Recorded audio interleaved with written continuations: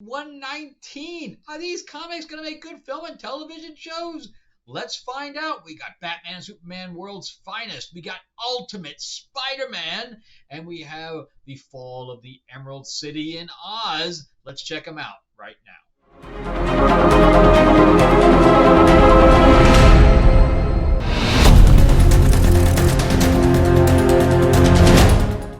All right, welcome back to the channel, everyone. Thank you so much for joining me as we read about movies, comic books, and board games, and television shows too. Obviously, done a few of those lately, talking about The Acolyte and all the rest, The Boys, and we have a lot of good stuff going on outside of The Acolyte.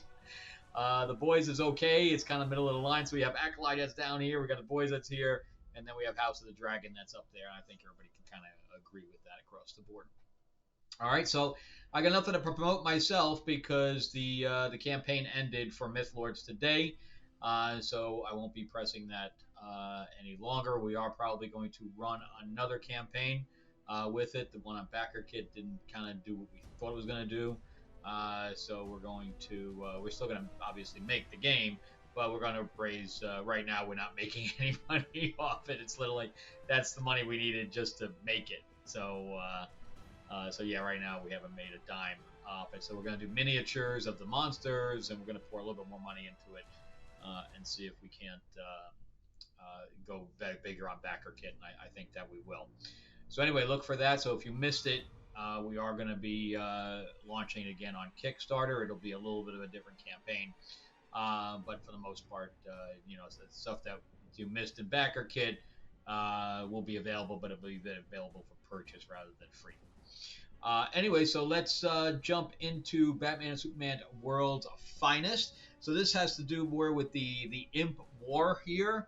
In the last issue, so we had Batmite and Mr. Mxyzptlk joining this fight against all the Imp villains. They have duplicated all of the villains in Imp form. And then we had this big baddie come in, and he chose Jimmy Olsen to be the ultimate battler. Yeah. Since he had was given powers and he beat everybody because he was able to duplicate himself to all these different powers that he had during the golden age of comics, or the golden or silver age, one of those, maybe both. And then on top of that, Batman and Superman had gone into the second dimension. They were literally art prints on a wall, and they're trying to get out. So we start out with Jimmy Olsen facing against off. This looks like Mojo. It's basically like Mojo. And Robin is holding on to Mr. Mxyzptlk, like, you're not going anywhere. We got to solve this. And the artwork by Dan Moore is just very classic with these classic superheroes over there. I don't know what Supergirl's doing with that huge S on her chest. That's just a little bit too much there, don't you think? But anyway, so Mr. Mxyzptlk says, okay, you want powers? I'm going to give you all my powers. So Jimmy turns into Mr. Mxyzptlk, which I think is very humorous. This is a very humorous book, and he gets flicked by the bad guys, or by the big guy, I should say. But Jimmy is undisturbed here. He turns himself into Super Jimmy. And he goes to fight, and meanwhile, then we switch back to Superman and Batman stuck in the second dimension, and they end up going to this other dimension where time all happens at once. So we're able to see some of the different versions of Batman coming up, and Batmite's just enjoying himself just far too much. And again, we got very classic Batman, Superman stuff there. We even have Bat Dog, a roof. So yeah, so they end up going through dimensions, so it's like completely white at this point. So fun stuff. This is just a really fun book. I mean, we get some weird art since they're going through all these dimensions. Some very, very strange, but very, very cool at the same time. And so now we have them trying to help Jimmy out. And that's Mr. Mxyzptlk, who has become human now since he swapped stuff with Jimmy. And it's not looking real good for them. Robin tries to join the fray, but it doesn't really work out for him too well. But then Jimmy decides that he's going to get all the superhero imps together. I love how you have Aquaman up there with the beard on the really weird shark. But he gets them all together to do this battle, and they all attack because they were hiding initially. But he gives them the pep talk speech that they have to be heroes, and they all jump into the fray. And at that same time, Batman and Superman show up, and you would think that that would be kind of the end of the story, because they can kind of take them on, except that he ends up killing Batman. So he fries Batman. You don't know where he went, and that's the end of the issue. So really fun stuff. Leaves us on a cliffhanger. Of course, we've seen Batman die a million times before, so we're not too worried at this point. But the artwork is phenomenal. It feels like a definite throwback to 80s superheroes, and I'm digging it. It's good, and I don't know if it'll make a good film because the imp stuff really doesn't work in film, but cartoon-wise, it would definitely make a good cartoon, like a good cartoon movie. Would be good. All right, so I was about to drop Ultimate Spider-Man because we're on issue 6, and we had a couple of good issues in there, and then issues 4 and 5, Spider-Man wasn't even in his own book. The first issue 4, they just went to dinner. The whole issue was about dinner. And the next issue was all about Norman Osborn. So we haven't even seen Spider-Man in his own book for 2 issues. I don't know what he's thinking. If this book was made for kids, if kids were buying these, I think it would have put every kid, I just spent $5 for a comic and the hero's not even in the book. What the hell? So I was very, very turned off by that. But thankfully I stayed with it because issue 6 is back to form. It's very, very good. It's definitely laid out well. So here you have, if you're not familiar with what Ultimate Spider-Man is, the evil version of Reed Richards is called the Maker, and he has removed all superheroes supposedly, but the other Ultimate books don't really have that. The Ultimates, which I'm really not happy with, but Black Panther hasn't changed at all. X-Men isn't really even an X-Men book. And then you have Ultimate Spider-Man, which is really the only one following, this storyline of no superheroes. So Tony Stark, in a different timeline or a different time period, ends up giving Peter, who is now grown up, had a family with Mary Jane, gives him the spider and a suit. So he allows the spider to bite him. But now instead of him being all through high school as Spider-Man, he's starting out as an adult. So he's making a lot of mistakes because he doesn't have the experience. So, and I've always wanted to write a scene like this. He kind of takes the easy way out here, but I still like it. So we start out with a cold open, so it's kind of like, oh, Peter's beat up. How did he get beat up? Well, we're going to do a flashback and that kind of thing. So his family here, and May, the young May, is the only one that knows that he's Spider-Man.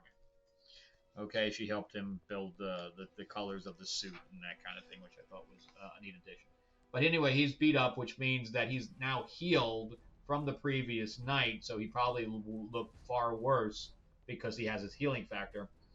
And she about says, "Oh, he's got in there making a superhero, doing a superhero stuff," and then she holds her mouth, saying, "Oh, it just came out," because she whispers to him.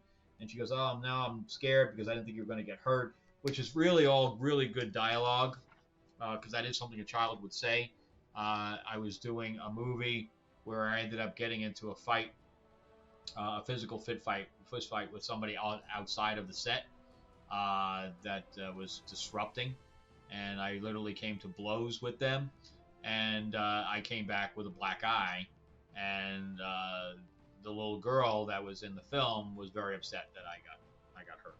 So that is definitely a reaction that a child would have. So here you have Norman Osborn and Spider-Man overlooking Kingpin. They want to get at Kingpin because they want to find out who Kingpin is working for, And if that is not a great Spider-Man page, I don't know what is. That is awesome. That is back to form. So Kingpin's a little different here than I remember him because he literally can take explosions and it doesn't break his skin, so it's very strange. And what he tells him here, which I thought was kind of cool, is it's about time that you guys finally came down, or else I was going to come up there. He knows that they've been studying him for days, and then we get into this really nice fight where he cages them in with him. I thought they were caged in by themselves, but no, he cages them in with him and basically creates a cage match. But see, he gets shot in the back, he throws a pumpkin bomb at him, and his skin does not break, which I find very strange for the Kingpin. And we find, because I thought the Kingpin was just basically human. And but then he ends up pounding on Green Goblin, breaks his helmet. Spider-Man ends up trying to jump into the fray here, and he gets pummeled. So no matter what they do at this point, they're just losing the fight. But I really want to know how Kingpin got superpowers, because that's basically how it was. But anyway, they end up breaking out. He carries Spider-Man out, and they get on the Goblin glider, and they escape, and Kingpin knows that he won, so he's kind of smirking. And then we get back to this, where he basically now tells the entire family his secret identity. And that is where I find it's a cop-out. Because his whole deal was that he did not want to tell them because he wanted to protect them, but now that's all thrown out the window. This is the scene that I wanted to write for some of my other characters, so specifically my female spies, where she did come home with a black eye and bruise, and she was forbidden to say how it happened. So she would, in real life, she'd have to make up a story. But this is kind of one of the things I wanted to write. But instead, he takes the easy way out and just basically tells them his secret identity. And and they say, "Oh, May, you've known this entire time." And then his son tells him to be careful. And then they go into the bedroom, and of course he's knowing that he's going to get a talking to by Mary Jane, who's pissed off, and she's like, "No, I'm not pissed off. I just want you to be careful and stuff like that, and I don't want you to keep any secrets from me." And he says, "You want to see the suit, don't you?" And the suit comes on to him, and they go out swinging. And he's, "What's my superhero name? Because I need a code name." And she says, "Of course, you're Spider-Man." So really, really good stuff. It is an excellent book, even though I think that telling the whole family was a bit of a cop-out. But I like it in general. I think it's very well structured. I think the dialogue, and I like the action, and I like the art, and you can't get really closer to a perfect superhero book than that is. So again, I would think that this would be a great new way of doing a Spider-Man movie where it's different. And because I think we're all tired of Spider-Man in high school, and this might be a really good way to reboot the character in this alternate universe. All right, so let's jump into Oz, the Fall of Emerald City. This is the conclusion, 3 out of 3. So it is. We have this Polly chick. I forgot her name, but she is the villain here. She's like another witch, and she came from this other dimension on the other side of the rainbow. Okay, and the wizard is helping her because he's evil in this one.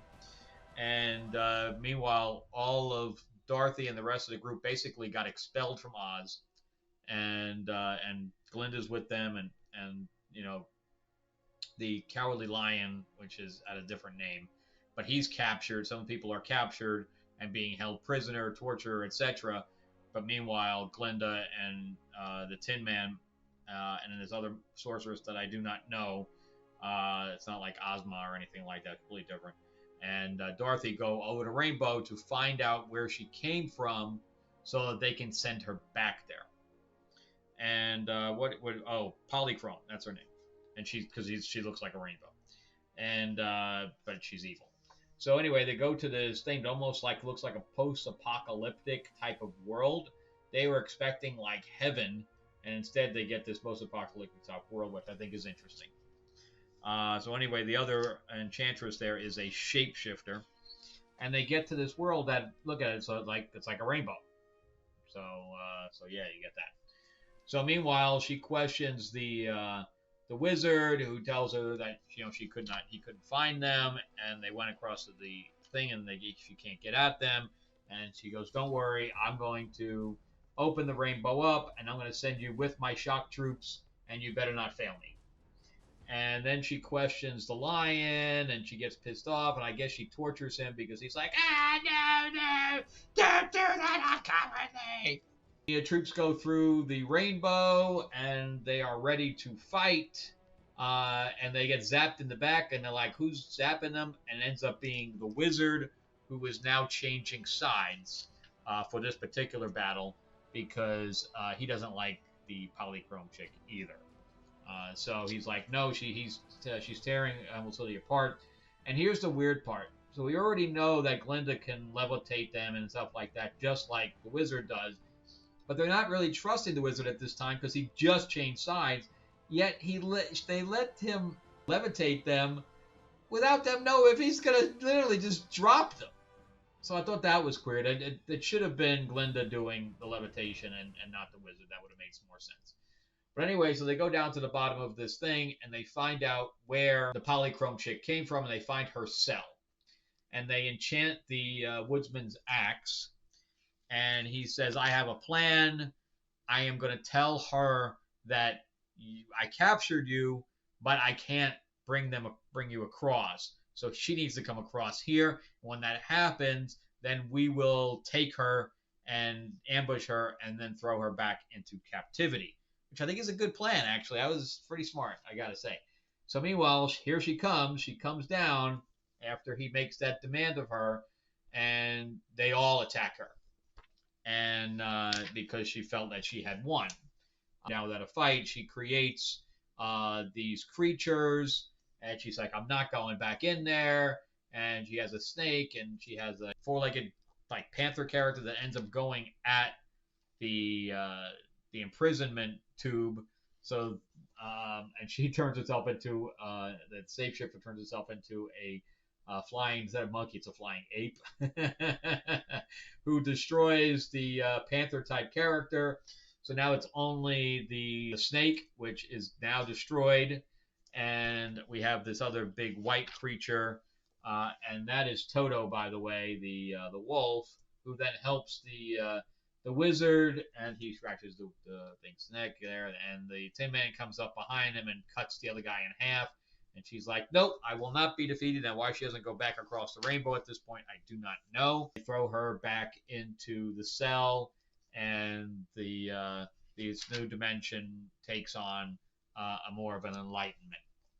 Meanwhile, the wizard breaks her staff and takes the green heart off it. This becomes important in just a second. They realize that somebody has to stay behind to make sure that Polychrome stays in her cell, and Glinda decides that she is going to stay. Meanwhile, they get back, and Emerald City is gone. And the wizard has it in the heart.